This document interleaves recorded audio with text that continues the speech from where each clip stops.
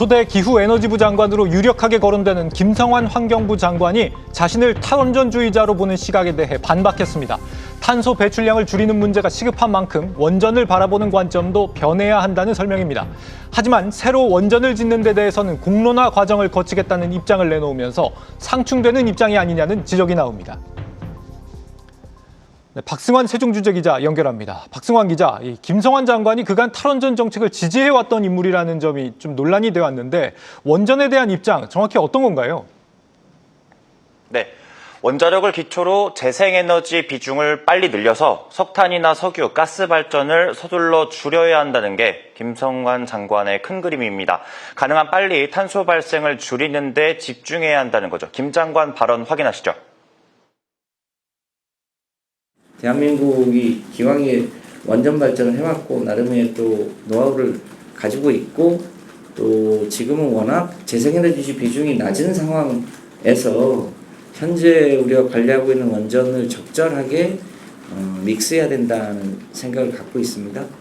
기후에너지 환경부의 장관을 무슨 탈원전이다 이렇게 보시지는 않았으면 좋겠다고 생각합니다. 다만 김 장관은 신규 원전 설립에 대해서는 기존 계획을 존중한다면서도 공론화 과정을 거치겠다고 말했는데요.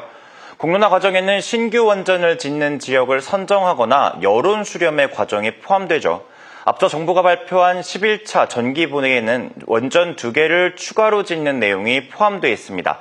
탈원전은 아니라지만 신규 원전을 만들기 전에 공론화 과정에서 불발되면 추가 원전은 없다는 의미로 해석될 수 있는 상황입니다.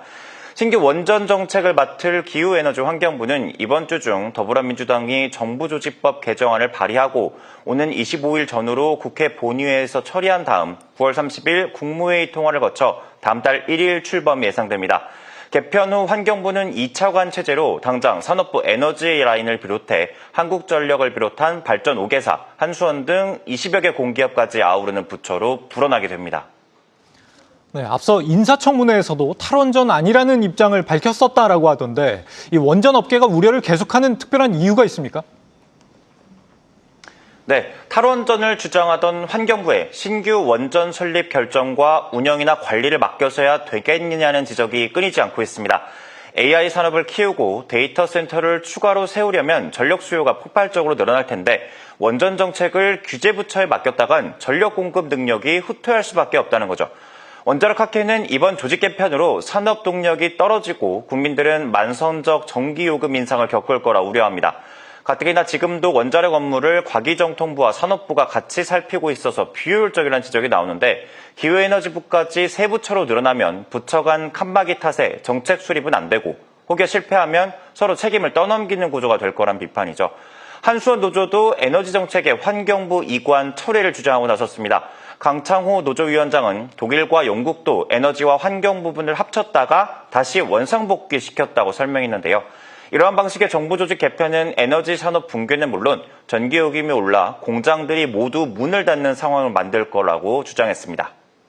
네, 정부에서 오늘 나온 경제 정책도 한번 살펴보죠. 초혁신 경제 선도 프로젝트가 본격 추진된다고요? 그렇습니다. 정부가 초혁신 경제 15대 선도 프로젝트 추진 계획을 통해서 앞으로 5년을 골든타임으로 집중 투자에 나섭니다. 구윤철 부총리입니다. 정부의 역할도 달라져야 합니다.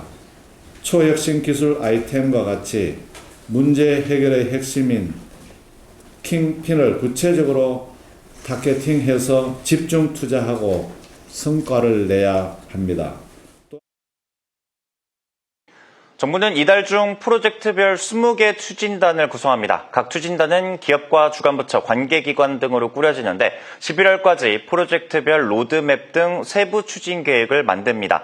오늘 일부 프로젝트의 추진 계획도 논의됐는데요. 먼저 차세대 전력 반도체 기술 자립률을 현재 10%에서 5년 뒤 2배인 20%로 높이는 것을 목표로 지원에 나섭니다.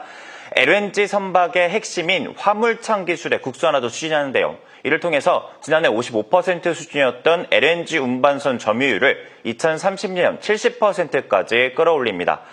아울러 그래핀 기술이나 특수 탄소광을 개발하고 K식품 글로벌 진출도 적극적으로 진료하는데 나머지 프로젝트들의 추진 계획도 차례차례 논의에 공개될 것으로 보입니다. 지금까지 세종 스튜디오에서 한국경제TV 박송환입니다.